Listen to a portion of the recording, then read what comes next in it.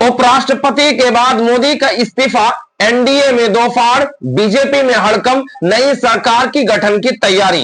इन दिनों पूरे देश के अंदर जो रणनीति बनी हुई है वो बड़ा दिलचस्प मोड़ पर आ गया है। एक तरफ विपक्ष पार्टी यानी राहुल गांधी और उनके सहयोगी दल, ये तमाम लोग संसद से लेकर के संसद से बाहर तक और यूं कहिए कि रोड तक पूरा हंगामा और बवाल मचा हुआ है एसआईआर के खिलाफ, या चुनाव की जो फर्जीवाड़ा चल रहा है, चुनाव आयोग के स्तर पर जो भंडाफोड़ किया जा रहा है उसके खिलाफ धरना प्रदर्शन कर रहे हैं। लेकिन दूसरी तरफ भारतीय जनता पार्टी अकेले दिखाई दे रहे, क्योंकि उनके सहयोगी दल उन्हीं से नाराज चल रहे हैं एसआईआर के खिलाफ, यानी वोटर लिस्ट के गड़बड़ी के खिलाफ। और एक तरफ आरएसएस भी भारतीय जनता पार्टी से नाराज चल रहे हैं। इनके लिए चार बड़े मुद्दे हैं। इन चार पॉइंट्स के जरिए आपको मैं समझाने की कोशिश करूंगा कि कैसे भारतीय जनता पार्टी अकेले पड़ते दिखाई दे रहे हैं। पहला मुद्दा तो ये कि एसआईआर के खिलाफ, वोटर लिस्ट के खिलाफ उनके सहयोगी दल ही यानी चंद्रबाबू नायडू की पार्टी टीडीपी ने सीधा तौर पर लेटर लिख करके चुनाव आयोग की चेतावनी दे दी कि यह आंध्र प्रदेश में नहीं होना चाहिए जो बिहार के अंदर चल रहा है। उसके अलावा आप देखिए कि नीतीश कुमार की पार्टी यानी जेडीयू की जो पार्टी है, जेडीयू की पार्टी से गिरिधारी यादव जो सांसद है बिहार है, इन्होंने भी सीधा तौर पर कहा कि ये इसको ना बिहार का भूगोल पता है, ना इनको बिहार के बारे में किसी चीज के बारे में पता है। क्योंकि बिहार के अंदर जो फर्जीवाड़ा चल रहा है ये 1 महीने के अंदर तो पूरा नहीं किया जा सकता है, ये कम से कम 6 महीना लगना चाहिए। क्योंकि उनके बेटे जो अमेरिका में, उनको अपने डॉक्यूमेंट्स जमा करने में 10 दिन लगे हैं, जबकि एक सांसद है, इनको अगर डॉक्यूमेंट जमा करने में 10 दिन लग सकते हैं तो आम पब्लिक और आम जनता के क्या हैसियत हो सकता है।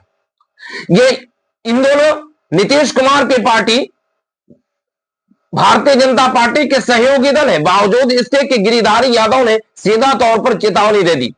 उसके अलावा आप ये बात याद रखिए और कि आरएसएस सीधा तौर पर प्रधानमंत्री को कहा कि 75 वर्ष पूरा होने के बाद उन्हें कुर्सी छोड़ देनी चाहिए।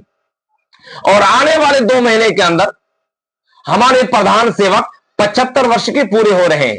अब प्रधान सेवक को इस्तीफा देना पड़ेगा या फिर उसके इस्तीफा लेनी पड़ेगी, यह कहना अभी मुश्किल है। लेकिन आरएसएस ये लगातार सवाल उठा रहे हैं कि 75 वर्ष पूरा होने के बाद हमारे प्रधान सेवक को इस्तीफा दे देना चाहिए। इनके अलावा सुब्रमण्यम स्वामी जो भारतीय जनता पार्टी के पूर्व केंद्रीय मंत्री है, इन्होंने कहा कि आने वाले 2 महीने में दिसंबर के बाद प्रधान सेवक नहीं रहेंगे।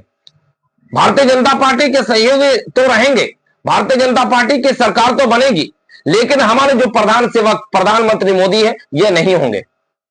ये 4 बड़े मुद्दे हैं जिसकी वजह से यह कहा जाने लगा है कि अब क्या अगले 2 महीना प्रधान सेवक के लिए, प्रधानमंत्री के मोदी के लिए बड़ा दिलचस्प मोड़ आने वाला है, बड़ा दिलचस्प है।